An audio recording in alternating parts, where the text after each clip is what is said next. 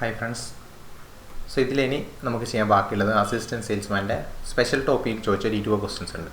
Okay, അത് discuss ചെയ്യുന്നൊന്നുമില്ല. Discuss ചെയ്യുന്നില്ലെന്ന് വെച്ചാൽ നമുക്കതിൻ്റെ ക്വസ്റ്റ്യൻ ആൻസർ എന്നുള്ള രീതിയിൽ ആ ഒരു ക്വസ്റ്റ്യൻ പാറ്റേൺ എങ്ങനെയാണെന്നുള്ള രീതിയിലൊക്കെ എന്ത് ചെയ്യാം ഒന്ന് നോക്കിയിട്ട് പോകാം. അപ്പോൾ 81 മുതൽ നിങ്ങൾക്കറിയാം 100 വരെയുള്ള ക്വസ്റ്റ്യൻസ് എന്താണ് ഇതിലെ സ്പെഷ്യൽ ടോപ്പിക്ക് ബന്ധപ്പെട്ട ക്വസ്റ്റ്യൻസാണ്. ഏതൊക്കെയാണെന്നുള്ളതും ഒന്ന് നോക്കാം. ഒന്നാമത്തത് 81. ഏത് നിയമത്തിൻ്റെ അടിസ്ഥാനത്തിലാണ് നിലവിൽ കേരളത്തിൽ റേഷനിങ് സംവിധാനം പ്രവർത്തിക്കുന്നത്? റേഷനിങ് സംവിധാനം പ്രവർത്തിക്കുന്നത് ഓപ്ഷൻ സി, ദേശീയ ഭക്ഷ്യഭദ്രതാ നിയമം 2013, നാഷണൽ ഫുഡ് സെക്യൂരിറ്റി ആക്ട് കേട്ടോ 2013. നമുക്ക് പഠിക്കാനുള്ളതാണ്. National food security act common ആയിട്ട് പഠിക്കാനുള്ളതാണ്. അത് പഠിക്കുമ്പോൾ അതിൽ വരുന്നതാണ് റേഷനിങ് സംവിധാനം.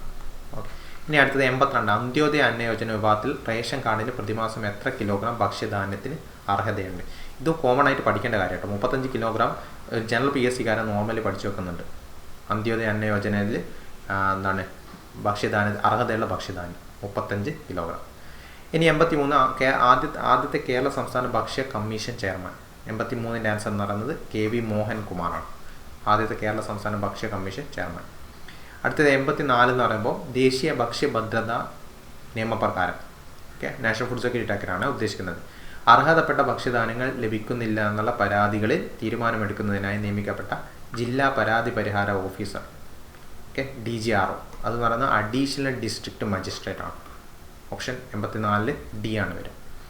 ഇനി 85. 2021 Kerala targeted public distribution system control order പ്രകാരം റേഷൻ കാർഡിന് അർഹതയുണ്ടാവാൻ നിർബന്ധമല്ലാത്തത് ഏതാണെന്നാണ്. ഇന്ന കാര്യം നിർബന്ധമല്ല, സ്വന്തമായിട്ട് വീടുണ്ടാവണം നിർബന്ധമില്ല കേട്ടോ. 2021 നിയമത്തിന് ശേഷം വന്നാൽ അത് കുറേ മുമ്പ് ഒരു പ്രശ്നങ്ങളുണ്ടായിരുന്നു. സ്വന്തമായിട്ട് വീട്ടില്ലാത്തവർക്ക് റേഷൻ കിട്ടുന്നില്ല എന്നുള്ളൊരു പ്രശ്നങ്ങൾ. പക്ഷേ ഇതൊക്കെ നിങ്ങൾ ഓർത്ത് വെക്കണേ, കാരണം ഇന്ത്യൻ പൗരനായിരിക്കണം. ഇന്ത്യൻ പൗരനായാലേ എന്ത് ചെയ്യും റേഷൻ കിട്ടും. അതുപോലെ കേരളത്തിൽ താമസിക്കുന്ന ആളായിരിക്കണം. പിന്നെന്താണ്, ഇന്ത്യയിൽ ഒരു സ്ഥലത്ത് റേഷൻ കാർഡിൽ ഉൾപ്പെടുകയും ചെയ്യരുത്. ആ കാര്യങ്ങൾ ഉണ്ടെങ്കിലേ ഒരാൾക്ക് റേഷൻ കാർഡിന് അർഹത ഉണ്ടാവും. 86 എന്ന് പറയുന്നത് സപ്ലൈകോയുടെ തനത് ബ്രാൻഡാണ് ഏത്?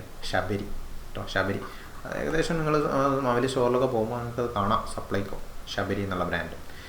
നെൽ കർഷകരിൽ നിന്ന് നെല്ല് സംഭരിക്കുന്നതിനായി കേരള സർക്കാർ നിയോഗിച്ച ഏജൻസി, അതേ ഏജൻസിയാണ് ഇത് സപ്ലൈകോ പഠിക്കാനുണ്ട് കുറച്ച് കാര്യങ്ങൾ. സപ്ലൈകോ റേഷൻ അതുമായിട്ട് ബന്ധപ്പെട്ട കുറച്ച് കാര്യങ്ങൾ പഠിക്കാനുണ്ട്. ഇതിലെ സ്പെഷ്യൽ ടോപ്പിക്കാണ്. 88. റേഷൻ ഗോഡൗണുകളിൽ നിന്നും റേഷൻ കടകളിലേക്ക് ഭക്ഷ്യധാന്യങ്ങൾ വിതരണം നടത്തുന്നതിനായി ഉപയോഗിക്കുന്ന സോഫ്റ്റ്വെയർ ഏതാണെന്നാണ് ക്വസ്റ്റ്യൻ ചോദിച്ചിരിക്കുന്നത്. SCMS ആണ് കേട്ടോ, SCMS.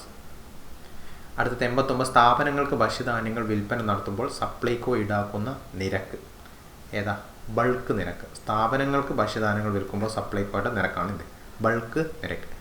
ഇനി 90. സപ്ലൈകോ ഔട്ട്ലെറ്റുകളിൽ വിൽപ്പനക്കായിട്ട് ഉപയോഗിക്കുന്ന സോഫ്റ്റ്വെയർ OMS ആണ്. OMR എന്നുള്ള രീതിയിൽ ഓർത്ത് വെച്ചാൽ മതി, എന്നാൽ കുറച്ചൊക്കെ കിട്ടും. ഇനി അടുത്തത് ദേശീയ ഭക്ഷ്യഭദ്രതാ നിയമപ്രകാരം നാഷണൽ ഫുഡ് സെക്യൂരിറ്റി ആക്ട്. ഇപ്പോൾ 3 ക്വസ്റ്റ്യൻ കേട്ടോ. കേരളത്തിൽ റേഷൻ കടകളിലെ വാതിൽപ്പടി വിതരണം നടത്തുന്നതിനായി നിയോഗിക്കപ്പെട്ട നോഡൽ ഏജൻസി ഏതാണെന്നാണ് ക്വസ്റ്റ്യൻ. സപ്ലൈകോ. ഓക്കെ, അപ്പോൾ സപ്ലൈകോ റേഷൻ ഏകദേശം അത് തന്നെ വെച്ചിട്ടാണ് ഫുള്ളായിട്ട് ചോദിക്കുന്നത്. 92. സപ്ലൈകോയുടെ നിയന്ത്രണത്തിലുള്ള council for food research and development എന്ന സ്ഥാപനം സ്ഥിതി ചെയ്യുന്നത് എവിടെയാണെന്നാണ് ക്വസ്റ്റ്യൻ. എവിടെയാണ്? കോന്നിയിലാണ് കേട്ടോ. കോന്നി. സ്ഥാപനം? Council for food research and development. ഇനി 93. ജില്ലാ ഉപഭോക്തൃ തർക്ക പരിഹാര കമ്മീഷൻ്റെ സാമ്പത്തിക അധികാര പരിധി. 93 കോമൺ ആയിട്ട് പഠിക്കേണ്ടതാണ്. 1 കോടി രൂപ.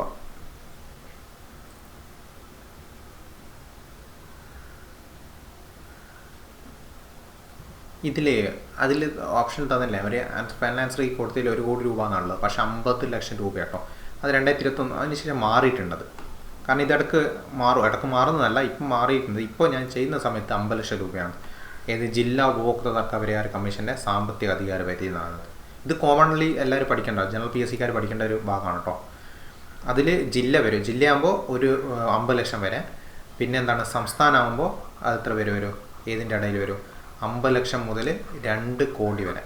2 കോടിക്ക് മുകളിലുണ്ടാകുമ്പോൾ അതെന്ത് ചെയ്യും? ദേശീയ കമ്മീഷനിലേക്ക് പോകും.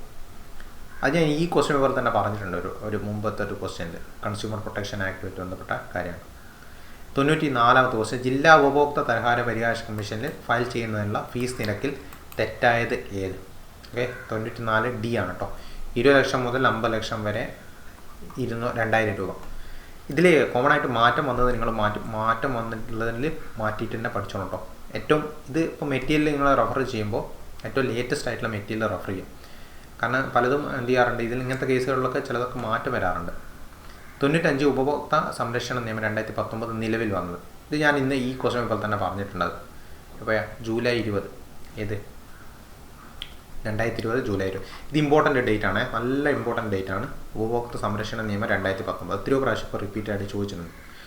96 എന്താ, ജില്ലാ ഉപഭോക്തൃ പരിഹാര കമ്മീഷൻ നൽകിയ പരാതിയിലെ വിധി തൃപ്തികരമല്ലെങ്കിൽ എന്താ എത്ര ദിവസത്തിനകം സംസ്ഥാന ഉപഭോക്തൃ പരിഹാര കമ്മീഷനിൽ അപ്പീൽ നൽകേണ്ടതെന്നാണ് ചോദ്യം. 45 ദിവസം കേട്ടോ, 1.5 മാസം, 45 ദിവസത്തിനകം അപ്പീൽ നൽകണം. 97 മാർക്കറ്റിംഗ് മാനേജ്മെൻറ്റ് CRM എന്നതിൻ്റെ പൂർണ്ണ രൂപം എന്താണെന്നാണ് ക്വസ്റ്റ്യൻ. CRM എന്ന് വെച്ചാൽ എന്താ, കസ്റ്റമർ റിലേഷൻഷിപ്പ് മാനേജ്മെൻ്റ് ആണ് ഇത്. CRM customer relationship management. 98 പുതുതായി ഒരു ഉൽപ്പന്നം മാർക്കറ്റിൽ ഇറക്കുമ്പോൾ പെനിട്രേഷൻ വില നിർണ്ണയം നടത്തുക എന്നാൽ എന്താണെന്നാണ് ക്വസ്റ്റ്യൻ. എന്താ, കുറഞ്ഞ വില നിശ്ചയിക്കുക, പെനിട്രേഷൻ വില, കുറഞ്ഞ വില. 99 മാർക്കറ്റിംഗ് മിക്സിലെ 4 Pകളാണ്. ഒന്ന് പ്രൊഡക്റ്റ്, പ്രൈസ്, പ്ലേസ്. അടുത്തത് ഏതാണെന്നാണ് ക്വസ്റ്റ്യൻ ചോദിക്കുന്നത്. അടുത്ത ഏതാ, പ്രൊമോഷൻ കേട്ടോ. 4 P, ഉൽപ്പന്ന, വില, സ്ഥലം, അതേപോലെ പ്രൊമോഷൻ. 100ാമത്തെ ക്വസ്റ്റ്യൻ എന്താ, 100 താഴെ പറയുന്നതിൽ ഏതാണ് registered brand name? Registered brand നെയിമിന് വിളിക്കുന്ന പേരെന്താ? ഓപ്ഷൻ ട്രേഡ് മാർക്ക് എന്ന് വിളിക്കില്ല. രജിസ്റ്റേർഡ് ബ്രാൻഡ് നെയിമിനെ ട്രേഡ് മാർക്ക് എന്നാണ് വിളിക്കുന്നത്. അപ്പോൾ ഇത്രയാണ് ഇതിലെ ക്വസ്റ്റ്യൻസ്. Okay, ready? അപ്പോൾ ഇത്രയാണ് ഇതിലെ ക്വസ്റ്റ്യൻസ്. മെയിനായിട്ട് ഇതിൽ നിങ്ങളെപ്പം നോക്കണേ, അസിസ്റ്റൻറ്റ് സെയിൽമാനാണ് പ്രിപ്പയർ ചെയ്യുന്നതെങ്കിൽ എന്ത് ചെയ്യണം, സ്പെഷ്യൽ ടോപ്പിക് നന്നായിട്ട് നോക്കണം. സ്പെഷ്യൽ ടോപ്പിക് ഇപ്പോൾ എക്സാമിൻ്റെ ഏകദേശം 1 മാസം മുമ്പൊക്കെ ഒന്ന് നോക്കി തുടങ്ങിയാൽ മതി നന്നായിട്ട് തന്നെ. അതേ പഠിച്ചോളണമെന്ന് നിർബന്ധമൊന്നുമില്ല, കാരണം അത്രയേ ഉള്ളൂ ഇത് പഠിക്കാൻ. അപ്പോൾ ഏകദേശം മാത്സ് ഇംഗ്ലീഷ് മലയാളത്തിൽ നിന്ന് ഒരു 20-25 ക്വസ്റ്റ്യൻസ്, 20-25 മാർക്ക് അതിൽ നിന്ന് കിട്ടണം. പിന്നെ ഈ ഒരു 20 മാർക്കിന് സ്പെഷ്യൽ ടോപ്പിക്കിൽ നിന്ന് എന്തായാലും കിട്ടണം, മിനിമം ഒരു 15 എന്തായാലും കിട്ടണം. ഓക്കെ, ഇപ്പം തന്നെ എത്രയായി, ഒരു 50 മാർക്കിൻ്റെ അടുത്തായി ഉണ്ടാവും. പിന്നെ നിങ്ങൾ സിമ്പിളായിട്ട് ഒരു 25 മാർക്ക് മറ്റ് എന്താ 50 ക്വസ്റ്റ്യൻ ഉണ്ടല്ലോ, മറ്റുള്ളത് 50 ക്വസ്റ്റ്യൻ ഒരു 25 ക്വസ്റ്റ്യൻ ഒന്ന് കറക്റ്റാക്കിയാൽ തന്നെ നല്ല റാങ്കിലേക്ക് എത്തും. ഓക്കെ, അപ്പോൾ ആ രീതിയിൽ പ്രിപ്പയർ ചെയ്തോളാം. നമുക്ക് അടുത്ത ക്ലാസ്സിൽ വേറെ ക്വസ്റ്റ്യൻ പേപ്പർ ആയിട്ട് കാണാം. Okay, by.